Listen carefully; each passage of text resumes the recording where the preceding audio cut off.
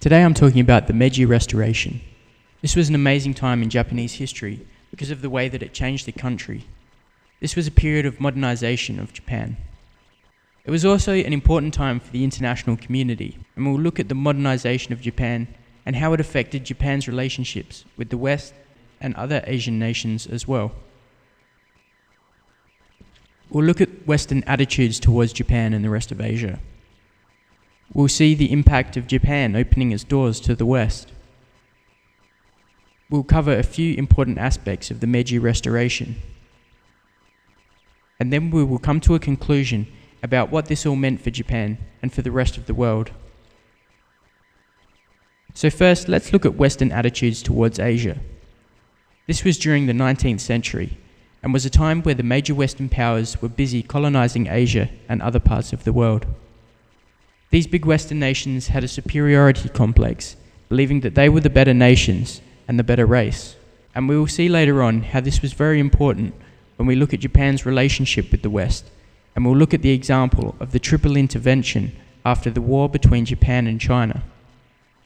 This is a woodblock print that shows one of the black steamships that acted as a catalyst for the Meiji Restoration and for Japan to open up its doors to the West.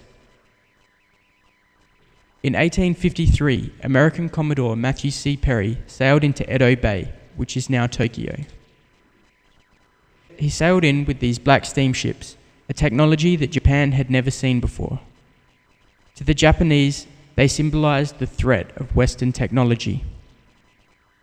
Perry brought with him a letter from the US president demanding that Japan open up its doors to trade. He then left while Japan made its decision. He returned in 1854, this time with twice as many ships, and with the Japanese, he signed the Kanagawa Treaty. This treaty was a treaty of amity and friendship. It opened up Japanese ports for US trade and provided a foundation for a permanent US consul. This is an historic treaty because it signifies the end of Japan's 200-year seclusion from the international community. It is also significant because it demonstrates an Asian nation working with a Western power, as opposed to being exploited or colonized by a Western power. So let's take a quick look at the Meiji Restoration. This was a time where the shogun was overthrown and the emperor was restored to power. The emperor of this time took the name Meiji, which meant enlightened rule. He would become the symbol for a new Japan. This would be a Japan that would transform itself in 40 years from a country of rice paddies to a modern economic and military power that could stand up to the West. The Emperor Meiji was a ceremonial and spiritual leader, although he did not rule directly. Emperor Meiji had to accept the advice of the group that had overthrown the shogun. From this group, that a small number of ambitious, able, and patriotic young men from the lower ranks of the samurai emerged to take control and establish the new political system. These changing times had a great impact. As Japan opened its doors to the West, there was an increase in learning from the West and study abroad. Japan built new industries, infrastructure, and technology. There was a Western influence on Japanese culture. There was a great military change as Japan modernized its military. And eventually, there was war.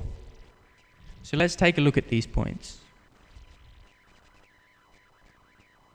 There had already been a tradition of learning from the West.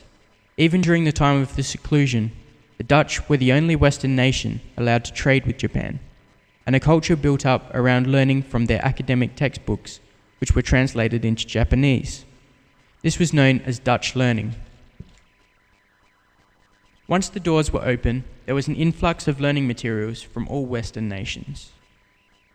Japanese men would go abroad to study, and the Japanese government would hire many Western experts.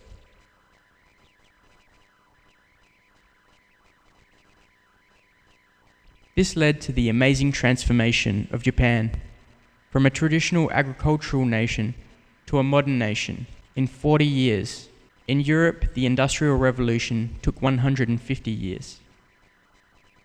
For many citizens, this was the beginning of electricity, and the rickshaw, trams, and trains had a significant impact in modernizing Japan.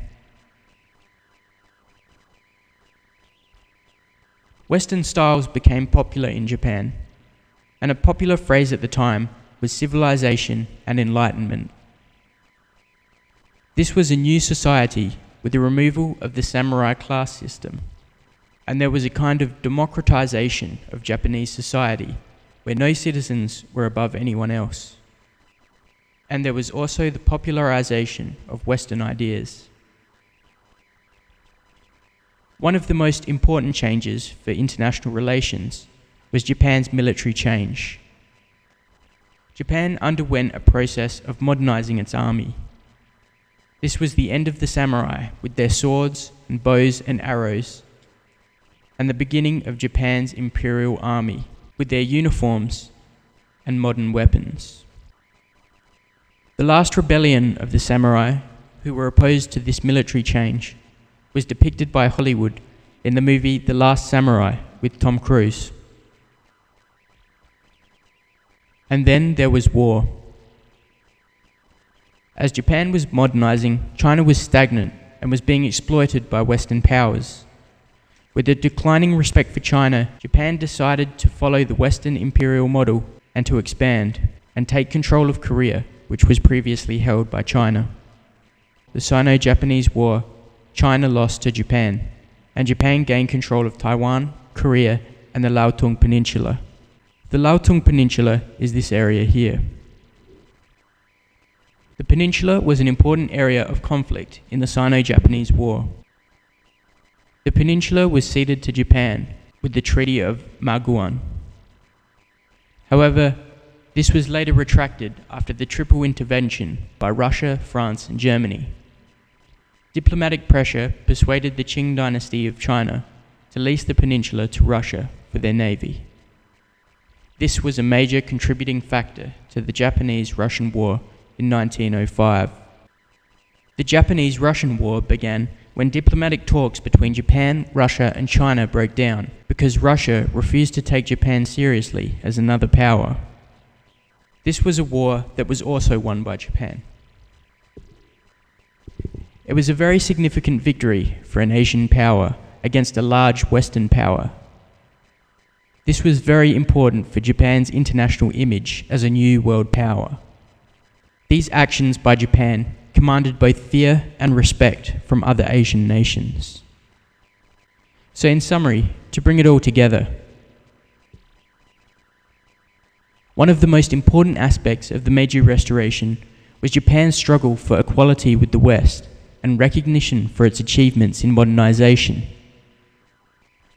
Japan underwent an amazing transformation to become a modern industrial capitalist state built on Western models. However, when Japan continued to follow the Western imperial model, the West reacted negatively.